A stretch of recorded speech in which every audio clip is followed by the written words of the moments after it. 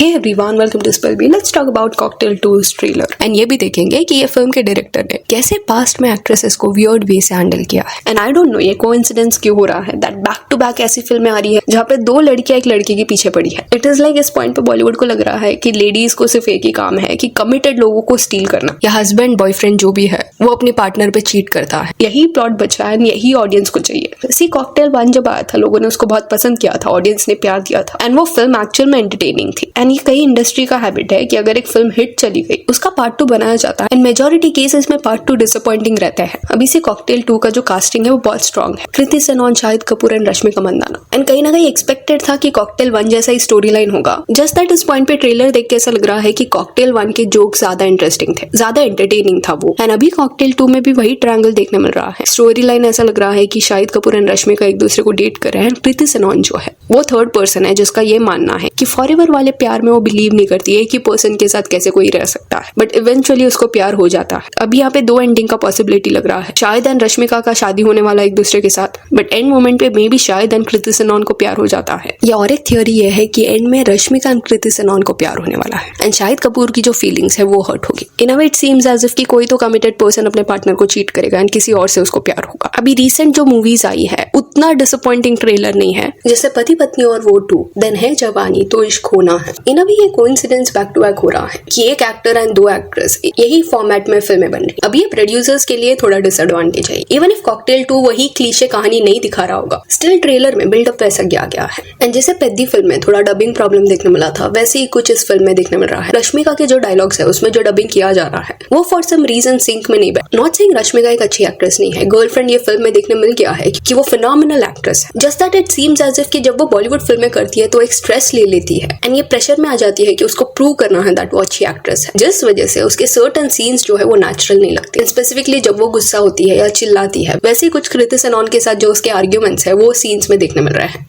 Then इस film के director के बारे में बात करें तो उनका नाम होमी अदजानिया है। कॉकटेल 1 के दौरान भी डायरेक्टर होमी था। अभी होमी का जो है उसके बारे में इंडस्ट्री में ये बोला जाता है कि वो थोड़ा ज्यादा हैंड्सी है। ही गेट्स टू फ्रेंडली दो he is married. Like Deepika के साथ जब वो बैक टू बैक काम कर रहा था, चाहे वो कॉकटेल 1 के दौरान हो या फाइंडिंग फैनी के दौरान हो, दीपिका एंड होमी की अच्छी फ्रेंडशिप थी। बट सर्टन ऐसा बिहेवियर होमी का ऑन कैमरा देखने मिला था जो बिल्कुल भी अप्रोप्रिएट नहीं लग रहा। रीजन बीइंग इवन दीपिका का भी रिएक्शन ऐसा रहता दैट वो ये एक्सपेक्ट नहीं कर रही थी। तो एक कोई पार्टी हो रहा था जहाँ पे दीपिका थी, होमी था, फिल्म का प्रोड्यूसर भी था। दीपिका फिर बाहर मीडिया के सामने पोस्ट करने के लिए आई। थोड़ी देर बाद प्रोड्यूसर भी आया, होमी भी आया एंड उस पॉइंट पे होमी शायद ड्रंक था एंड ही डिसाइडेड कि वो मीडिया वालों के सामने दीपिका के चीक्स पे किस करेगा। अभी वो फेस के दौरान मोस्टली दीपिका डेट कर रही थी रणवीर सिंह को एंड होमी जो है मैरिड था। एंड सरप्राइजिंगली ऑडियंस ने जब ये देखा उस पॉइंट पे होमी को क्वेश्चन करने की जगह वो लोग दीपिका को शेम कर रहे थे, जो बहुत ज्यादा गलत था। उसे कैसे पता होगा कि सामने वाला कैसे एक्ट करने वाला है। उसके पास यहाँ पे 2 ऑप्शंस थे, या तो वो रिटर्न में चिल्ला देती जो एक बड़ी कंट्रोवर्सी क्रिएट करता, एंड दूसरा था कि वो स्माइल करके लेट गो करती। एंड कहीं ना कहीं उसने दूसरा ऑप्शन चूज किया, मे बी बिकॉज होमी और वो अच्छे दोस्त थे। जस्ट दैट कहीं ना कहीं कैमरा के सामने वो बाउंड्रीज जो है वो होमी ने रिस्पेक्ट नहीं की है। And I don't understand this कि होमी सिर्फ एक्ट्रेसेस के साथ इतना फ्रेंडली क्यों होता है। वहां पे प्रोड्यूसर भी था जो आपकी फिल्म में पैसे डाल रहा है, उसको भी तो किस दो। एंड ये सिर्फ एक मीडिया इंटरेक्शन के दौरान नहीं हुआ। कुछ लोग इस पॉइंट पे इस एक्शन को ये बोल के डिफेंड कर सकते हैं कि यार एक फ्रेंडली किस था, बट दूसरा एक इंटरेक्शन था जहाँ पे दीपिका जो थी वो अगेन मीडिया से बात करी थी, होमी के साथ वो नहीं थी। सडनली कहीं से पीछे से होमी आता है, दीपिका को होल्ड करता है, उसके नेक के एरिया के वहां पे किस करता है, नेक एंड शोल्डर एरिया के वहां। तो सी ये डायरेक्टर को पता है कि कैमरा सब रिकॉर्ड कर रहा है, तो कोई भी जेन्युइन पर्सन अपने फ्रेंड को ऐसे सिचुएशन में डालेगा ही क्यों जहाँ पे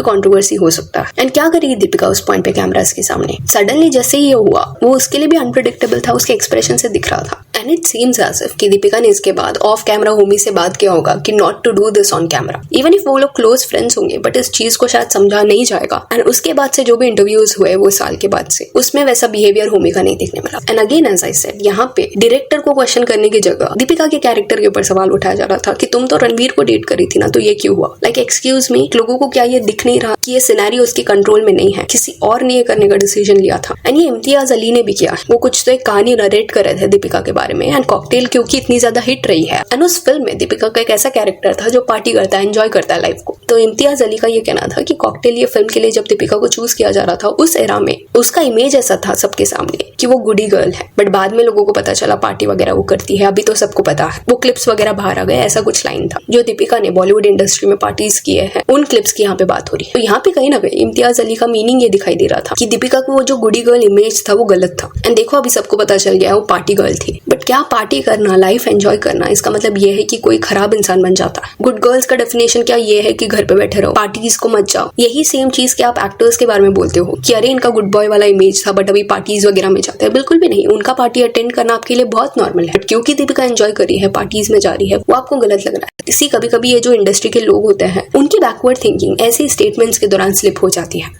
ऑल्सो कॉकटेल 1 एंड कॉकटेल 2 में जो पे पैरिटी के बारे में बात होता है इंडस्ट्री में, वही पैटर्न्स देखने मिल रहा है। कॉकटेल 1 में अगर आपको याद होगा 2012 के टाइम पे दीपिका पादुकोण एक बड़ा नाम था। नो डाउट सैफ अली खान ने भी काफी साल से काम किया था, बट क्या उनका उस पॉइंट पे उतना हिट था जितना दीपिका का था? देखा जाए तो इक्वल था। स्टिल वो फिल्म के दौरान 2012 में सैफ अली खान को 7 करोड़ दिए गए थे, दीपिका को 4 करोड़, डायना को 50 लाख। वेराज दीपिका सक्सेसफुल थी। यहाँ पे आप ये नहीं बोल सकते कि ऑडियंस पुल है इस वजह से ये एक्टर को ज्यादा दिया गया है। सी इट इज अंडरस्टूड, जब SRK, अक्षय कुमार या सलमान खान फिल्मों में रहते हैं तो उनका एक ऑडियंस बेस है जो सिर्फ उनका नाम सुन के भी आ जाते हैं थिएटर्स में। प्लस अक्षय कुमार जो है वो ज्यादा रिस्क लेते हैं फिल्मों में बाय बीइंग अ प्रोड्यूसर, यानी कि प्रॉफिट शेयरिंग वाला वो सिस्टम रखते हैं, फ्लैट फी नहीं लेते। और ये चीज करीना के साथ भी डिस्कस हुआ था, जब करीना ने बोला था कि अक्षय जितना मुझे क्यों नहीं पे किया जा रहा था, तब अक्षय ने डायरेक्टली बोल दिया था कि तुम भी फिर मेरे जैसे रिस्क लो। तो चलो that is understood. Akshay Kumar का जो सिनेरियो वो डिफरेंट है, बट सलमान खान एंड शाहरुख खान के केस में ये मानना पड़ेगा कि उनका फैन बेस है उतना स्ट्रॉन्ग। एंड आज के टाइम पे इवन रणवीर सिंह का वो फैन बेस है कि फिल्म में अगर इन एक्टर्स को आपने ले लिया तो ऑडियंस पुल होगा, तो ऑब्वियसली उनको ज्यादा पे किया जाएगा क्योंकि उनका नाम एसोसिएटेड है। बट उस एरा में भी सैफ अली खान का उतना पुल नहीं था। सैफ का 2 एक्सपीरियंस है इंडस्ट्री में, बट दीपिका का हाइप बहुत ज्यादा था। एंड अभी कॉकटेल 2 के दौरान भी सिमिलर पैटर्न देखने मिल रहा है। इस पॉइंट पे अगर आप शाहिद कपूर और कृति सनोन को कंपेयर करोगे तो उन्होंने काफी साल दिए है बॉलीवुड को, एंड दोनों कहीं ना कहीं ऑडियंस के बीच में उतने ही पॉपुलर है। स्टिल शाहिद कपूर को 35 करोड़ दिए जा रहे हैं, कृति सनोन को 15 करोड़ एंड रश्मिका मंदाना को 15 करोड़।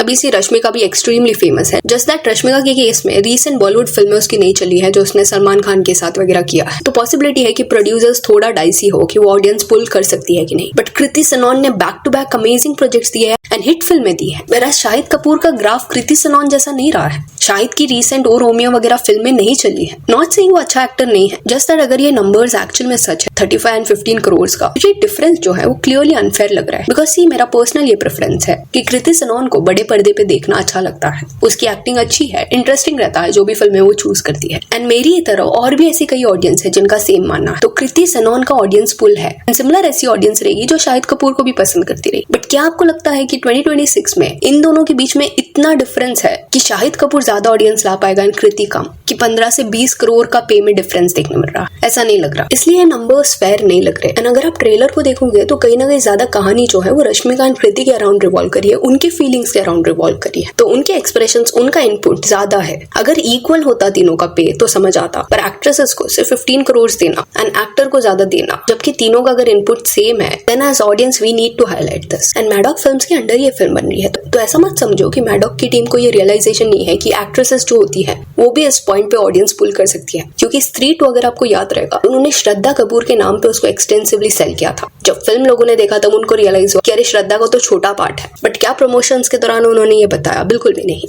एंड कृति के साथ वो सालों से काम कर रहे हैं, तो ऐसा लग रहा है कि इतने साल बाद भी जस्ट एक पर्सन का ईगो मसाज करने की वजह से उसके नंबर्स हाई रखे जाते हैं। कुछ आर्टिकल्स में ये भी लिखा गया है कि कृति को 20 करोड़ दिए गए इस फिल्म के लिए। स्टिल कंपेयर किया जाएगा तो डिफरेंस है। Anyways, coming back to Cocktail part 1 के दौरान नो डाउट दीपिका जो थी she was amazing. Saif Ali Khan का ह्यूमर भी ऑन पॉइंट था। It was actually a good film. And Cocktail 2 ये जो फिल्म है वो लग नहीं रहा कि कॉकटेल 1 का बार टच कर पाएगी, बट हाँ एंटरटेनिंग हो सकती है, वो एक्सपेक्टेशंस है। एंड क्योंकि इसमें फेमस एक्टर्स है, कास्ट बहुत ज्यादा स्ट्रॉन्ग है, तो हिट होने के भी चांसेस ज्यादा है। सो यहाँ that's it for this video. Do let me know कि कॉकटेल 2 के बारे में आपका क्या कहना है। If you want to follow us on Instagram, जिसका लिंक आपको डिस्क्रिप्शन में मिल जाए। और ये वीडियो अच्छी लगी तो लाइक एंड शेयर करें, और इस अपडेट्स के लिए चैनल को प्लीज सब्सक्राइब करें। Thank you.